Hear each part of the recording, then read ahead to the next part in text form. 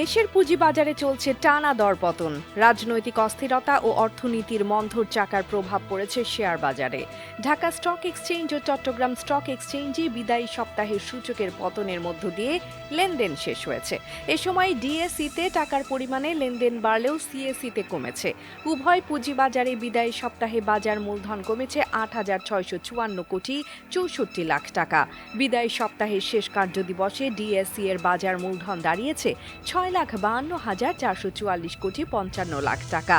এর আগের সপ্তাহের শেষ কার্যদিবসে ডিএসইর বাজার মূলধন ছিল ৬,৫৬,৫৬৯ কোটি ৩৬ লাখ টাকা। সপ্তাহের ব্যবধানে ডিএসইর প্রধান সূচক ডিএসই এক্সে ১৫.৬৪ পয়েন্ট বা ০.৩২% কমে দাঁড়িয়েছে ৪,৯০২ পয়েন্টে। বিদায়ী সপ্তাহে ঢাকা স্টক এক্সচেঞ্জে লেনদেন হয়েছে ২,৪১৫ কোটি ৬৩ লাখ টাকা। এর আগের সপ্তাহে লেনদেন হয়েছিল ১,৪১০ কোটি ১৫ লাখ টাকা। শেয়ার লেনদেন হয়নি ২৩টি কোম্পানির। বিদায়ী সপ্তাহে চট্টগ্রাম স্টক এক্সচেঞ্জে লেনদেন হয়েছে ৫২ কোটি ৪১ লাখ টাকা। এর আগের সপ্তাহে লেনদেন হয়েছিল ৬৮ কোটি ৬৩ লাখ টাকা। সপ্তাহের ব্যবধানে সিএসইতে লেনদেন কমেছে ১৬ কোটি ২২ লাখ টাকা। পুঁজিবাজারে এই টানা দরপতন দেশের অর্থনীতির জন্য একটি বড় চ্যালেঞ্জ হিসেবে দেখা দিয়েছে।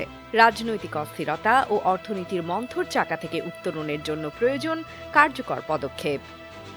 AB news desk report.